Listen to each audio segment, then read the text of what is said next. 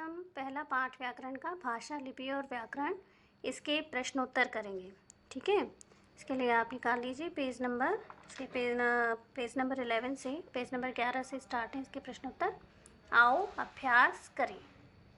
ठीक है, आओ अभ्यास करें में पहला प्रश्न है, वर्ग में लिखी भाषाओं को सही शीर्षक के नीचे लिखना है। यहाँ भाषाएं लिखी हैं, ये छांट कर लिखना है कि इसमें भारत की भाषा, विश्व की भाषा और भारतीय बोलियाँ कौन कौन सी हैं।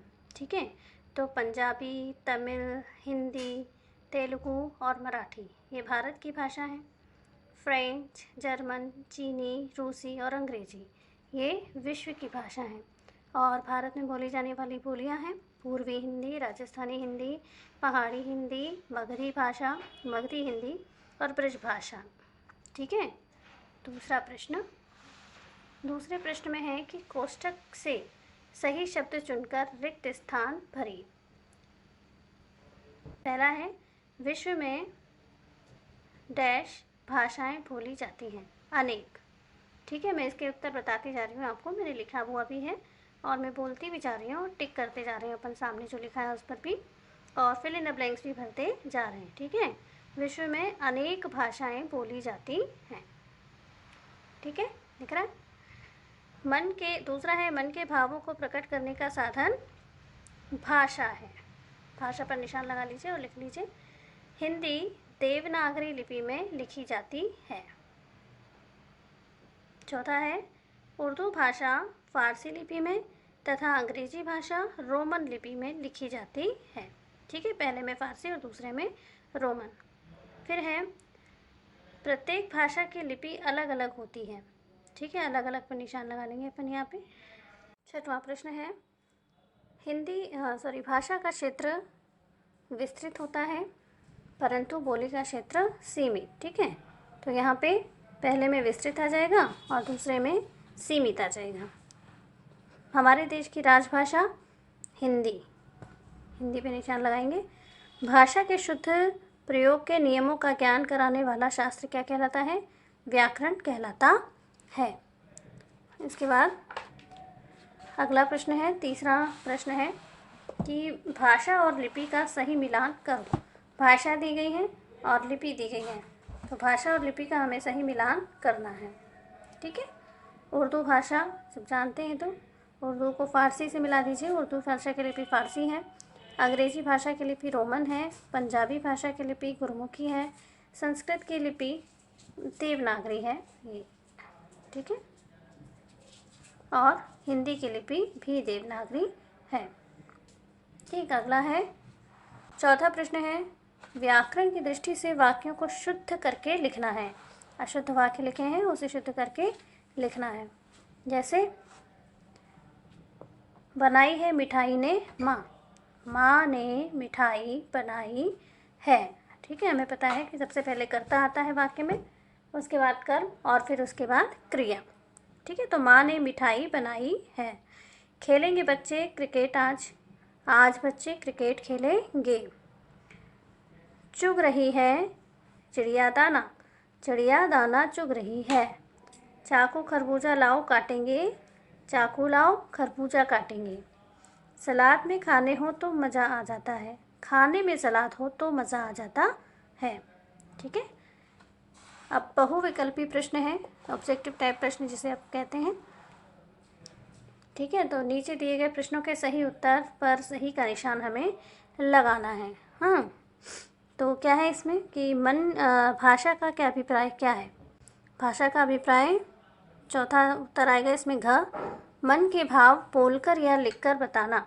मन के भाव बोलकर या लिखकर बताना क्या कहलाता है? भाषा कहलाता है। ठीक है, दूसरा है, भाषा का मूल रूप क्या है?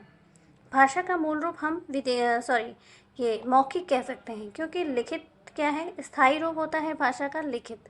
ठीक है, किंतु प्रारंभिक रूप से हम भाषा को क्या करते हैं? बोलते हैं, तो मूल रूप है इसका मौखिक। जब एक व्यक्ति बोलता है तथा दूसरा उसे सुनकर समझता है तो वह भाषा का कौन सा रूप होता है? बोलना और सुनना, मौखिक। भाषा को स्थायी रूप प्रदान करता है लिखित। ठीक है, लिखित जो है वो भाषा को स्थायी रूप प्रदान करता है। चौथा प्रश्न ये, हम प्रतिवर्ष हिंदी दिवस मनाते हैं। कब मनाते हैं? 14 सितंबर। ठीक है। अगला प्रश्न है इसका प्रश्न नंबर 6।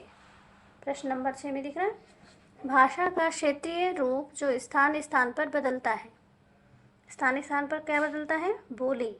ठीक है, मैंने बताया था ना उस दिन कि 8 कोस पर पानी बदले 7 कोस पर पानी। ठीक है, यानी वाणी बोली हर 7 कोस पर बदल जाती है।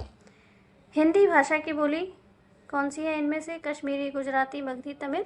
तो बोली कौन सी है? मगधी। विदेशी भाषा का उदाहरण इनमें से जापानी भाषा विदेशी है। अंग्रेजी भाषा की लिपि कौन सी होती है? अंग्रेजी भाषा की लिपि रोमन। यहाँ पे भी हमने निशान लगाया था उस वाले प्रश्न में भी। हिंदी और संस्कृत भाषा की लिपि देवनागरी। कौन सी लिपि दाएं से बाएं लिखी जाती है? दाएं से बाएं।